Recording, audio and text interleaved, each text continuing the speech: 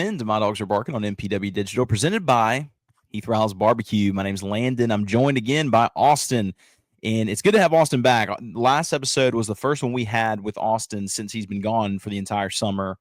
Man, just out here doing mission work, and finally he's back. Now we can talk about some very important stuff, such as Mississippi State football's depth chart, or the projected depth chart, I should say. State has not released an official depth chart. And Austin, they mentioned that's kind of something that seems to be fading away, is like teams coming out with official depth charts until they have to, which I think's the week of. Am I right on that? I think you are. Yeah, I think I don't know. I hate that they just don't give out information. I love that the SEC has started, like, for SEC games, you have to put out like the injury list. I think if they do it on Wednesday, but I love that they do that, because I was like, man, those game time decisions, you have no idea if they're going to play or not. They could be out for 2 or 3 weeks, but like you don't even know until the Saturday that they're about to play a team. So I'm really, really glad they're giving out information. But yeah, I think that's true, but I really think they love to keep it on grabs until game week. Yeah, well, and speaking of kind of keeping things, kind of away from the media, Mississippi State has a closed practice every single day this week. There's not been a scrimmage that's been open to the media, which, it's different for different coaches. Mike Leach, I think, was open all the time for all those things. Of course, he just kind of seems like the kind of guy who doesn't care either way. And under Levy, things are a little bit more buttoned up, if you will. So there's like little 25-minute pockets where the media can come in. And so tomorrow, actually, Austin and I will be in Starkville for that. Now, the media is not allowed at practice. However, we will be able to interview some players post practice to kind of, and we'll try to see what information we can get out of them that kind of paints a picture of what the scrimmage looks like. But at this point, Jeff Levy was interviewed after the practice couple days ago, after the scrimmage a couple days ago, and had a lot to say. So we're going to go over that in this episode. We'll also go over Mississippi State and Texas, the way too early preview, the Mannings all coming to the state of Mississippi, Starkville. You got to think, Austin, the Mannings probably aren't like, they seem like the type that doesn't hang around in Starkville, right? They seem like the type to like get out of the car, go to the game, get right back in the car and go. Am I wrong on that? No, yeah, I think you're exactly right. I think, they're probably not going to be in Starkville for too long. Yeah, especially all of them together, Arch and Eli, Peyton, everybody, Cooper. I really doubt that they'll be in Starkville for too long. Which is, there's so many great places in Starkville, and we're going to cover at least one of them here in just a moment that they should certainly visit. But before we get into all that, and then also we'll talk about Mississippi State's and their projected depth chart again is one thing. We're just going to talk about some of the areas on both sides of the ball, specifically defense for Mississippi State, on guys that could be starting, because it just seems like things are wide open on that side of the ball. Like, it seems like we know the running back, we know the quarterback for State, several of the wide receiver positions. Offensive line could be a mix of different things, but defense seems pretty much wide open. So we're going to talk about that and more on this episode of My Dogs Pod. But before we get to that, I want to let you know that this episode and every episode is brought to you by our presenting sponsor, Heath Riles Barbecue. Heath Riles is home to award-winning rubs, seasonings, glazes, sauces, marinades, and injections. It's created by 2025 Memphis and May Grand Champion and 81-time Grand Champion Heath Riles. And his products are trusted by pit masters and backyard cooks alike for bold flavor and winning results. You can find his stuff at over 15,000 retailers nationwide. Or you can go to HeathRilesBarbecue.com and enter promo code DAWGS10, DAWGS10, and get 10% off each and every time. Heath, man, I tell you, I used this competition rub this weekend for 8 racks of ribs, and it was needed, man. Like, he was the secret sauce that kept it going. So that's not even competition. That's just kind of to feed a whole bunch of people. So if you're going to feed a whole lot of people at your tailgate this fall, make sure you're using Heath Riles Barbecue. You will not regret it, man. Just and also, please tag us on Twitter, just at MyDawgsPod. We'd love to see what you have created and what delicious thing you have made and created by using Heath Riles products. Yeah, next up, I want to talk to y'all about some Hovey hats. If you're looking for a great Mississippi State hats, there's a lot of options, but look no further, man. Hovey hats got some great hats. Our last episode, we were both wearing them. Man, there's great high quality headwear that you can ask your friends. Your friends are wearing them. Jeff Levy We've seen Jeff Levy wear them. But take a look at the collection of Mississippi State hats. They have great hats for other teams as well, but Mississippi State is where it's at HovieDryGoods.com. Hovie offers limited edition hats in small batches, bringing a fresh look to look at some of your favorite teams. So grab your new favorite hat at HovieDryGoods.com, guys. Great stuff. That is HovieDryGoods.com. Great hats over there. We love them, and we're really glad to be a partner with them. Yeah, it's funny, Austin. So if you watch the Netflix special, the Any Given Saturday, I emailed the owners, the guys who run Hovie, just to see. I'm sure someone had texted them, but like it's kind of cool. Jeff Levy's wearing their hat on Netflix, and you can see like the logo there and everything. I just thought it was kind of cool because it's not some big corporation. Like these are just guys that like to create high quality things, and so certainly it's important to support them. And if you're getting this is August, man, we're getting mid August. It's time to go ahead and order your new favorite hat for the fall because it's coming, man. But hey, look, if I'm the Mannings, man, if I'm Peyton and I need a little pick me up when I'm coming into Starkville, I need a little shot in the arm, so to speak, and I'm Cooper Manning. I'm going to Arpa's Coffee Bar, and they're in the heart of the Cotton District. Arpa's understands that great food and drinks is best enjoyed in the company of friends and loved ones. Their awesome atmosphere creates a great backdrop for laughter, conversation, great shared memories. You can have great shared memories with the Mannings if they come on the weekend at Arpa's. Man, it's located in the heart of the Cotton District, the best part of Starkville. And here's the deal. We'll save you 15% off each and every time you go. Just mention that, hey, you're a listener of My Dogs Pod. You're a listener of the podcast. I'll give you 15% off there at checkout. Also, try I think it's called the White Pecan coffee. Try it in their awesome mug. I think they have some really, really cool mugs. Try that. You will not regret it. And if you don't like it, Austin will Venmo you just to kind of make up the difference as I'm volunteering him for that. But anyways, man, Arpa's is a great spot, so make sure you check them out. And here's the deal, man. Like when you think about Arch Manning, he's doing a lot of good things. You know, he's really kind of climbing up there on the Heisman boards, despite the fact he's only started 2 games. If he goes out there and this weekend, his grandfather said no matter what, he's not going to be in the draft this upcoming year. And if that's the case, if he has a really, really good season, his asking price honestly might go up a little bit. And honestly, and let's just be real here for a second, he might even end up being rich. But what does it mean to be rich? Maybe it's less about reaching a magic number, more about discovering the magic in life. Skip Langley is your Batesville, Mississippi, Edward Jones financial advisor. He's serving clients in the area and across the state of Mississippi. Count on him for financial strategies that can help you support a life you love, because the key to being rich is knowing what counts. So contact him today at 662-563-9843, and together you can find your rich. Edward Jones, member SIPC.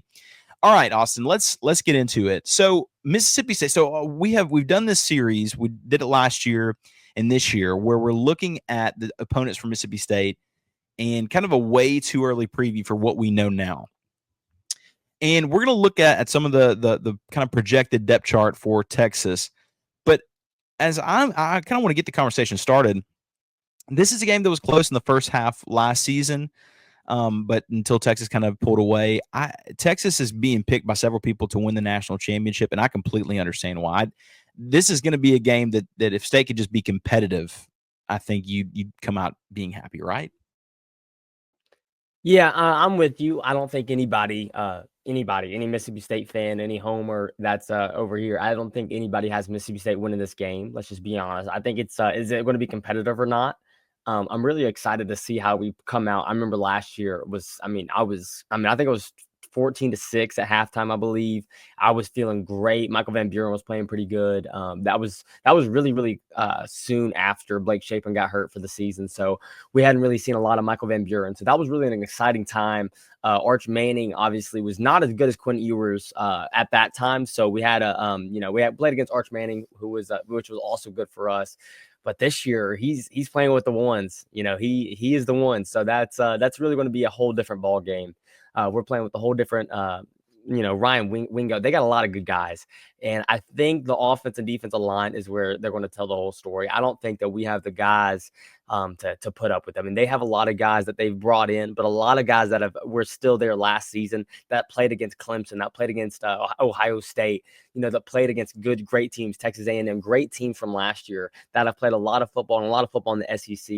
And I really think that's what it's going to come down to. I think that we just are not going to put up a great fight on the line. I just think that's what it's going to come down to. That's what most games come down to at the end of the day. But from top to bottom, obviously, skill level, they beat us in every single position pretty much. But I think that, we were great. We held with them for like pretty much 3 quarters last year. And if we keep up with them again, I'm feeling good. But I mean, I just don't see a world, especially with Steve Sarkisian. They got, a massive season where you said, everybody's thinking and picking. They're probably the mostly picked national championship winners.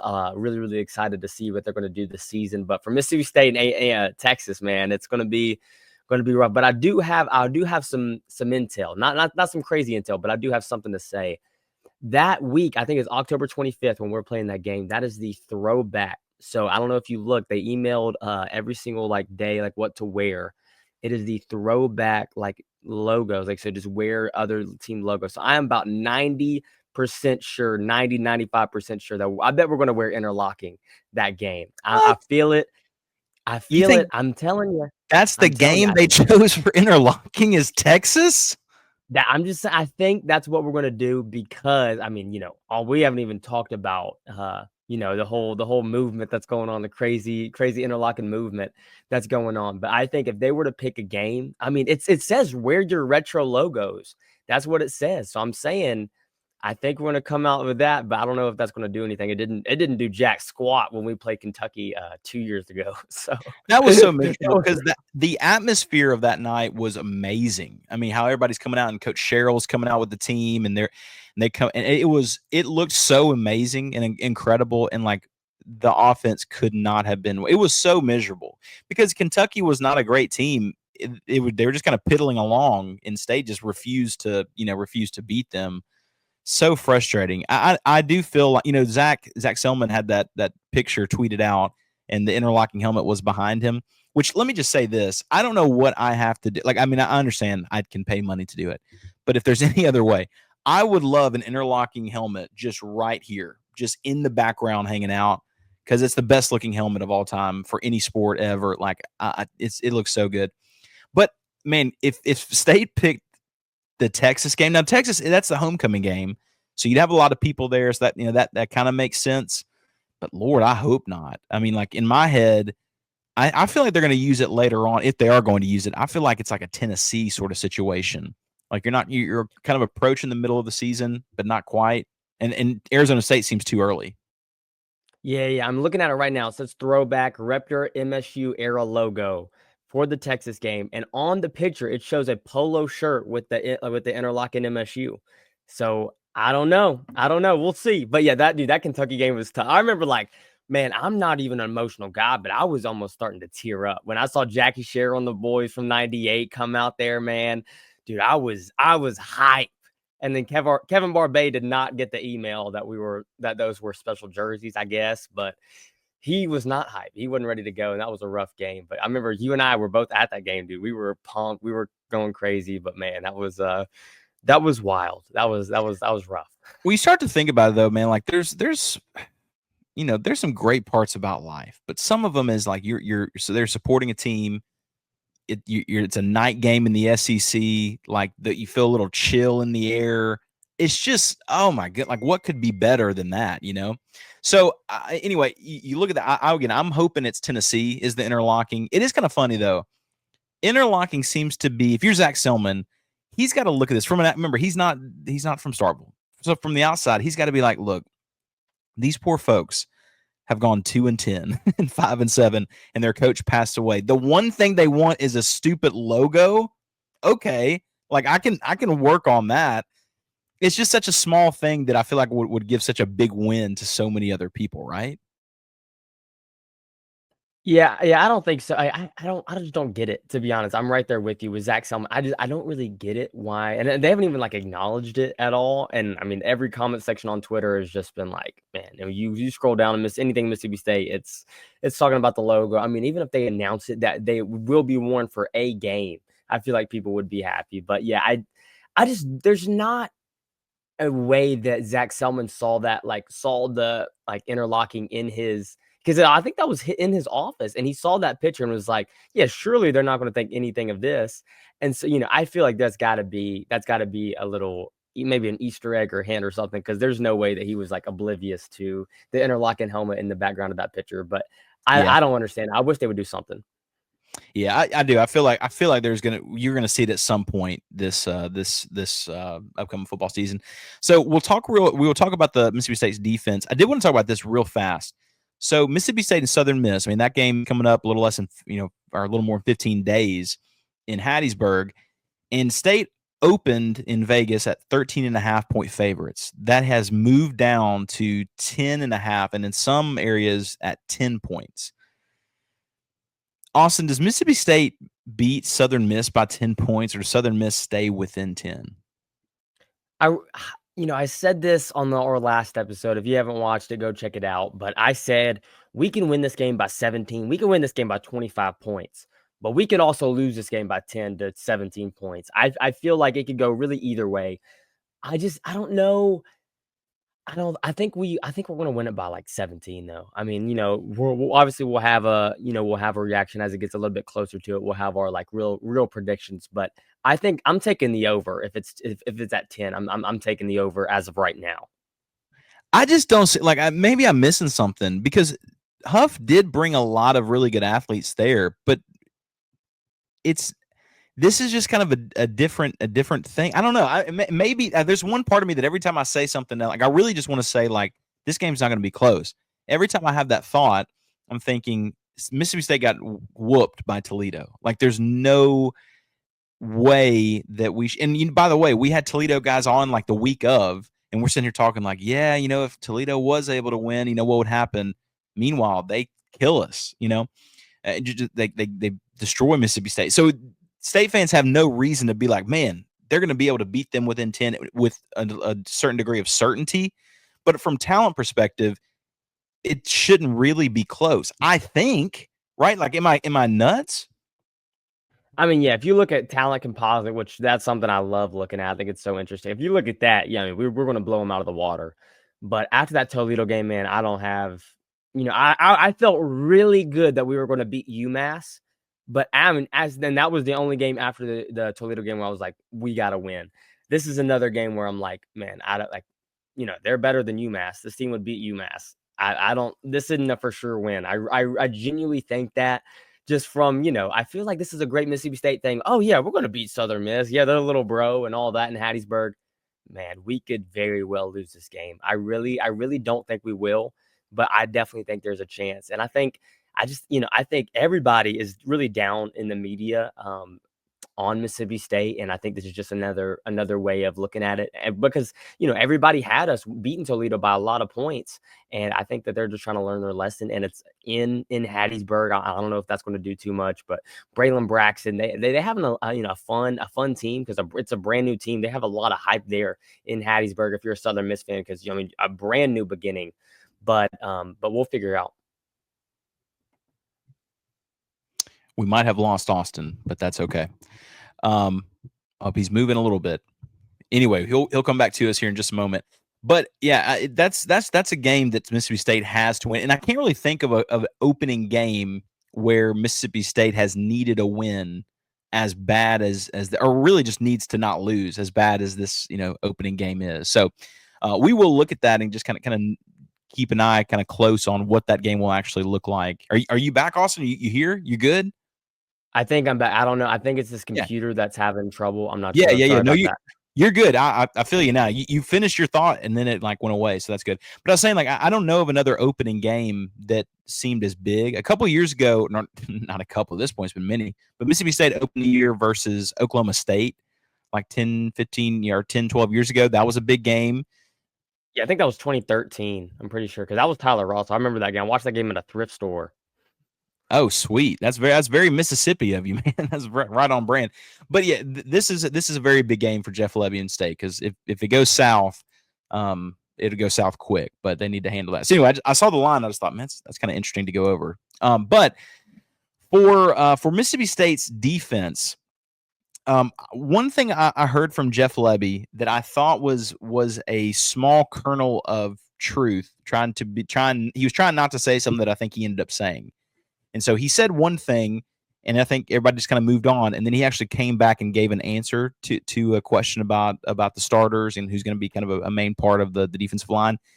And I thought it was interesting. So we're going to cover that whenever we come back, and we'll talk about Mississippi State's again kind of projected depth chart and some of the kernels of truth. It seems like Jeff Lebby's mentioning as he kind of shapes up what this defense is going to look like going forward. So we'll be right back after these messages from MPW Digital. You're listening to My Dogs Pod on MPW Digital, presented by Heath Rouse Barbecue. We'll be right back. All MPW Digital podcasts are brought to you by our friends at Parish Brewing Company, located in the heart of Cajun country in Broussard, Louisiana. Parish Brewing Company's simple goal is to make awesome craft brewed beer, and they do it remarkably well. The doctor is introducing their new go-to IPA, Dr. Juice. It's a highly crushable juice bomb, dry hopped with a blend of their favorite hand-selected hops from the Yakima Valley in Washington. Dr. Juice's drinkability is sneaky good, considering it clocks in at 6% ABV. The pour glows a rich cantaloupe hue with a thick frosted haze, soft mouthfeel, an aroma and taste that's full of passion fruit, papaya, and blood orange, making it drink like a glass of freshly squeezed juice. They also have Ghost in the Machine. It's a double IPA brewed with obscene quantities of hand-selected Citra hops from Yakima Valley. Expect pungent grapefruit flavors and aromas, tropical fruit, less harsh bitterness than most IPAs. Again, it's Parish Brewing Company.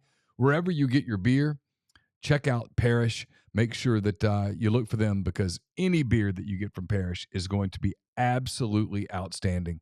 Thank you from MPW Digital. We're brought to you by Easy Hemp Company. Easy is a hemp-infused sparkling water. It's a guilt-free alcohol alternative, a natural way to relax and unwind. It's all natural.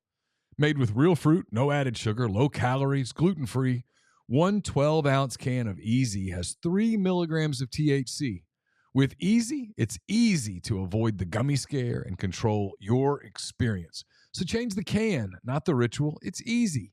Visit easyhempco.com to view the Easy Finder to find Easy near you. Easy is Farm Bill compliant with hemp derived from THC, CBD extracts.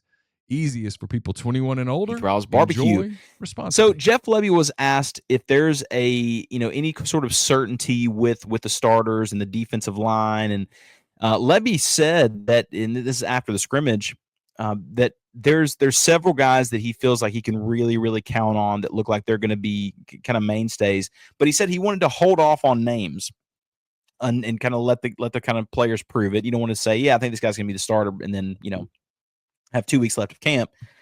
But then about 3 questions later, someone asked about Travion Williams, Austin, and Lebby was talking about him, and then actually came back and said, well, yeah, he's actually one of those core players that I was talking about, and he moved on, and but he didn't mention any other guys other than Travion being a part of that group. And Travion Williams is a guy that has never been able to put it together while he's been at State, because he's had plenty of, like, coming out of high school, he seemed like he was going to to really contribute immediately. And in 17 games, he's had 41 tackles, and he has a half sack. But Mississippi State was the very first SEC team to offer him, so he's been a part of State for a while, and has a guy that obviously is from Mississippi, but has again never been able to fully put it together. He had to have the medical hardship waiver in 2023, and then I don't know. He's never been able to have it there. Last year, he did have 33 tackles total in 11 games. Again, he had the half sack, and he did lead Mississippi State defensive linemen in tackles. Austin, is this going to be the year where Travion Williams can finally break out on the defensive line? You are muted. You are still muted. There it is. You are muted again. Man, this is like, like when your grandmother tries to use Zoom. Man, you're yeah, on- I am having some There it is. big computer trouble. Okay, good. I don't know what is going on. This is like there's a big delay. I don't know. This computer's on his last leg right now. But yeah, I mean, Travion Williams is a guy, like you said. I mean, it was a huge get for Zach Arnett, big 4-star. And I was really excited. I thought he was going to play, especially his sophomore year. I was really excited for that. But yeah, I mean, hasn't, there was no good side of our defense last year. And he played a good bit, obviously had some injury trouble throughout his whole career. I think that, he's going to be one of our better guys on our defensive line. I don't know if he's going to have, I wouldn't say a breakout year, but, just because he has played, it's not like he hasn't played at all. He has been able to play. He just hasn't really been a difference maker when he's been able to play. So I think this is definitely going to be his best year yet. Hopefully he gets out of injury trouble all season long. But yeah, I think that it's an exciting time for Travion Williams because he has to step up. I mean, he's running out of years. He has to step up and he has to be showing how highly recruited he was in high school. Because I was really excited for him to get here. He just hasn't really brought any hype. But hopefully, maybe with the defensive line being better around him, maybe that will help him. Yeah, honestly, and Levy mentioned it. It's the depth around him. I mean, Mississippi State, I don't think wanted to play Kai McClendon last season, but they had to. There was not the depth that was there. I think I don't know. It's not really a question for today, but also I do wonder why. Like Coleman Hutzler mentioned it. Levy's mentioned it. Yeah, we just didn't have the depth. We just didn't have the depth. Well, like, why not? You're an SEC school. You can't recruit more depth than what you got? I don't know. It doesn't make a ton of sense. But anyway, again, and that's another conversation for another day. At this point, though, Levy mentioned, I mean, he's planning on rotating as much as 10 guys on the defensive line, which is really good. Last season, again, you just get so worn down and you didn't have the bodies, and so people had to play for a long time. And honestly, we go back to this Texas game.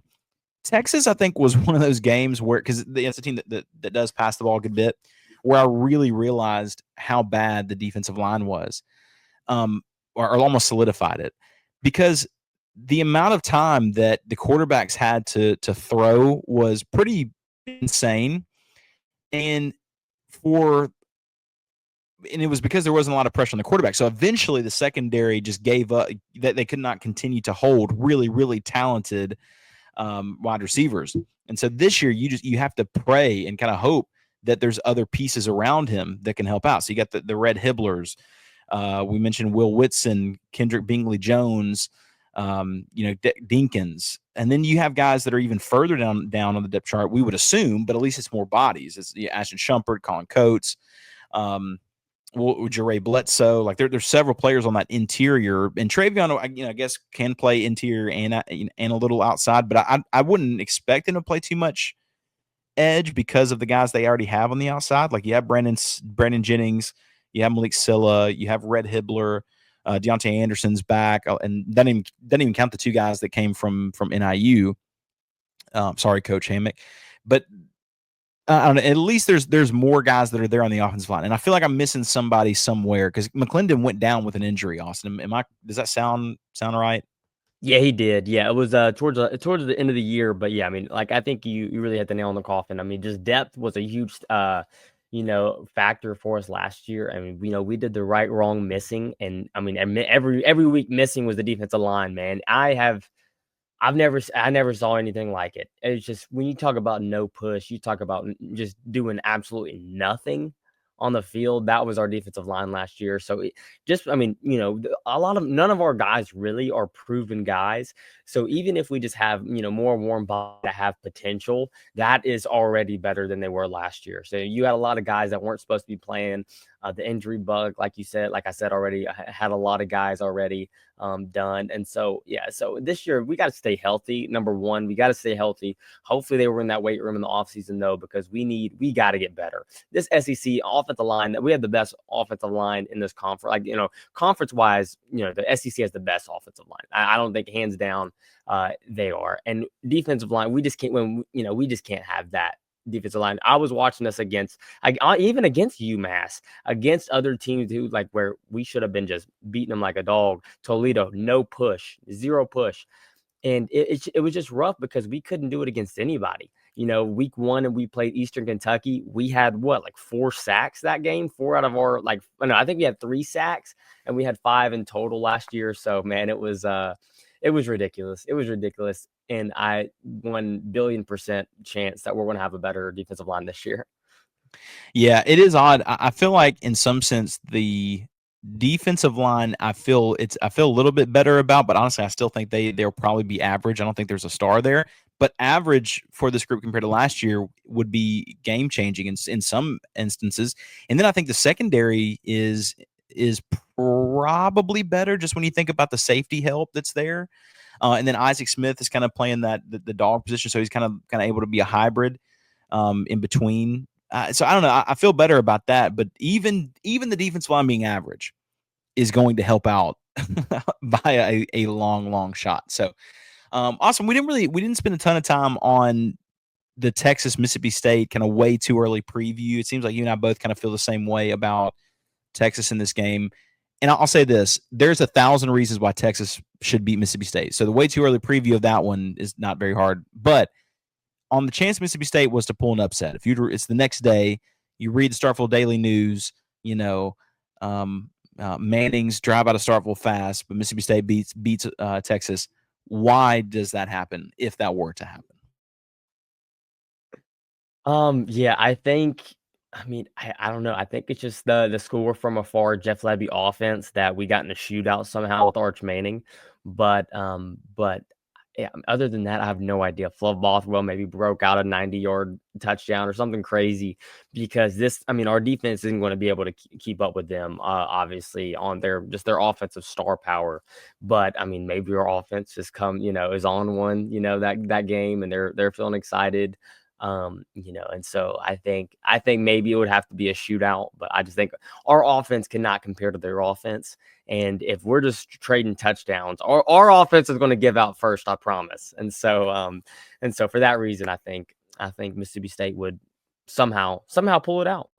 Yeah, honestly, it's kind of like the only way they would be able to do that is if they did the kind of traditional upset thing. If they held the ball for a long time and took it away out of Texas' hands, which with the running back room that Mississippi State has this season, I guess is technically a possibility. So I'm looking forward to just kicking off, man. We've done so many hypotheticals and so many what ifs, but we're not far away from kickoff. So tomorrow, as I mentioned, Austin and I will be in Starkville and be a part of the press conference after. Again, practice is closed, but we're going to have a couple players that we can interview, and so we'll have that as a part of our next video, kind of talking through some of those things. But man, looking forward to that, and looking forward to the season. We are not very far away at all, guys. So thank you guys so much for listening to My Dogs Pod on MPW Digital, presented by Heath Riles Barbecue. Make sure you subscribe to MPW Digital on all platforms. Look, McCready and Siskey is such an entertaining show, especially during football season.